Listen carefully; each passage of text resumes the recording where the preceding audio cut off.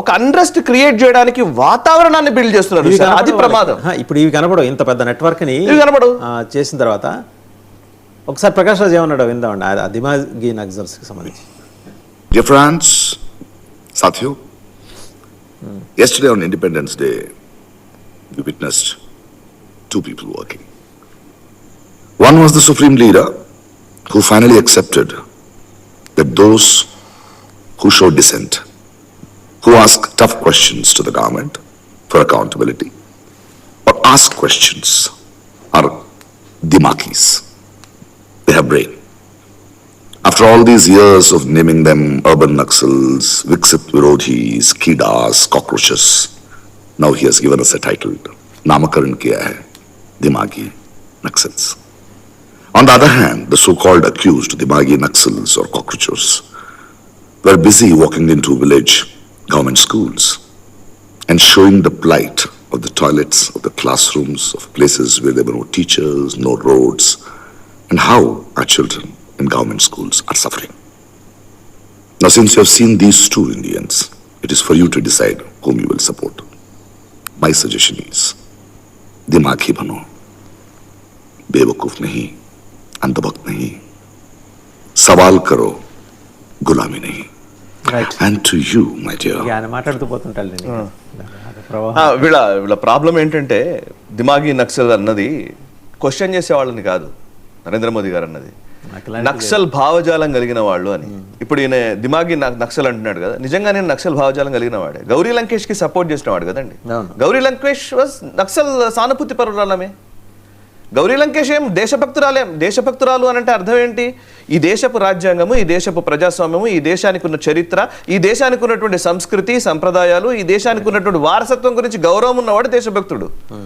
లేరు అని చెప్తున్నారు వీళ్ళు. It's okay, that's good luck to him. Literally ఆయన దిమాగి నక్సల్, నేను నక్సలైట్ భావజాలం ఉంది అని చెప్పి జనాల్లోకి వెళ్ళమనండి చూద్దాం. సినిమా ట్యాగ్ వేసుకొని మాట్లాడడం కాదు యాక్చువల్లీ. నిజంగానే ఇదే ప్రకాష్ రాజ్, ఎన్ని ఓట్లు వచ్చాయి ప్రకాష్ రాజ్కి? ఎక్కడెక్కడ పోటీ చేసి ఎన్ని రాష్ట్రాల్లో ఓడిపోయాడు? ప్రజా మద్దతు ఎక్కడుంది ఆయనకి? బెంగళూరులో ఓడిపోయాడు. లాస్ట్కు మా మెగాస్టార్ ఫ్యామిలీ సపోర్ట్ చేసినప్పటికీ కూడా ఓడిపోయాడు ప్రకాష్ రాజ్. మెగా కుటుంబం సపోర్ట్ చేసింది ఈ పర్టికులర్ మా ప్రకాష్ రాజ్కి, అయినా ఓడిపోయాడు. అంటే ఆయన అవకాశం ఆయనకి ఇప్పటికీ తెలియట్లే. సమస్య ఏంటంటే ప్రజాస్వామ్యము, ఓట్లు అని అంటున్నాడు కదా, నిజంగా ప్రజా మద్దతు ఉన్నవాడైతే అది కాదు. రెండో విషయం చెప్తాను సార్, ఇప్పుడు ఇది మాట్లాడారు కదా, సింపుల్ లాజిక్. ఇందాక మీరు అంటున్న దాంట్లోనే మహువా మొయిత్రా మాట్లాడింది, అమిత్ షా తలనరికి టేబుల్ మీద పెట్టాలి అని. ఎందుకోసం ఆమె అంటున్నది ఏంటి? చొరబాటుదారులను ఆపలేకపోతున్నారు, తలనరికి టేబుల్ మీద పెట్టాలన్నారు. 15 ఏళ్ల పాటు ఏడాదికి 5 లక్షల మంది చొప్పున లాకులు ఎత్తి మరి చొరబాటుదారులను తీసుకొచ్చింది ఎగ్జాక్ట్లీ ఆ గవర్నమెంట్. ఎగ్జాక్ట్లీ ఏమన్నా కొంచెమన్నా దాన్ని ఏమంటారు, 5 లక్షల నుంచి 1 కోటి మంది వచ్చారు. నవ్విపోదురుగాక నాకేటి సిగ్గు అని అంటుంటారు కదా, వీళ్ళందరికీ నిజంగా అది వర్తిస్తుంది సార్, 100% చెప్తున్నాను. ఇప్పుడు వీళ్ళు మాట్లాడుతున్న మాటల్లో ఏమైనా అర్థం ఉందా? నాకు ఒక విషయం అర్థం కాదు వాసు గారు. ఇక్కడ మనం పదే మనం మాట్లాడుతూ ఉంటాం కానీ, ఇప్పుడు కమ్యూనిస్ట్ సోదరులు లేదా కమ్యూనిస్ట్ నాయకులు, కమ్యూనిజం నేనేం వ్యతిరేకించాను, కమ్యూనిజం ఇస్ డిఫరెంట్, ఒక భావజాలము, దాన్ని మనం అంగీకరిద్దాం. బట్ ద కమ్యూనిస్ట్ ఆలోచనల వల్ల వచ్చే ప్రాబ్లమ్స్ గురించి చెప్తున్నాను నేను. వీళ్ళు కమ్యూనిస్టులు లేదా ముస్లింకి సముదాయానికి సంబంధించినటువంటి మన బేసికలీ హిందూ మతోన్మాదం అని లేదా బీజేపీని ఆర్ఎస్ఎస్ని వీళ్ళు తిడుతూ ఉంటారు కదా.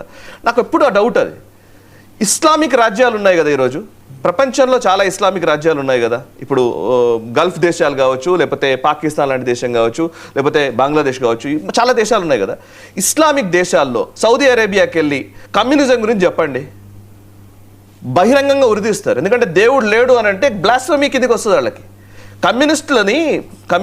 కమ్యూనిజం అనేది ఇస్లామిక్ దేశాల్లో వర్తించదు.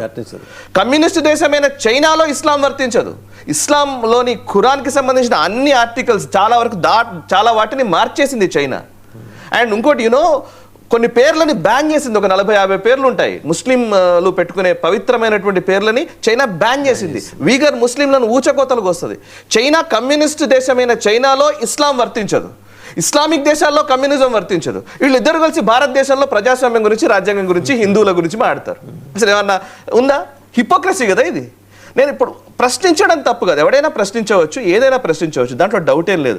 సమస్య ఏంటంటే ఎవరి కోసం ప్రశ్నిస్తున్నావు, దేనికోసం ప్రశ్నిస్తున్నావు, ఆ దేశానికి మంచిదా కాదా, ఈ విషయంలో కనీస స్పృహ ఉండకూడదా?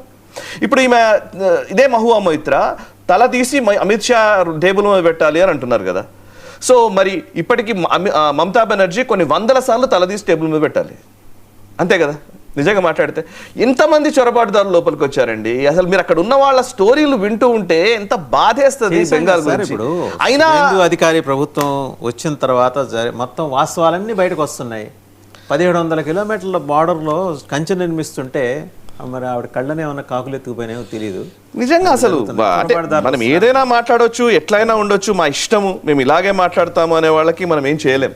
మనం వాళ్ళకి గుడ్ లక్ టు దెమ్ అంతే, అంతకుమించి ఏం చెప్పాలి. మాట్లాడిన దానికి కంటిన్యూషన్ బహుశా మనం రెండో తీసుకునే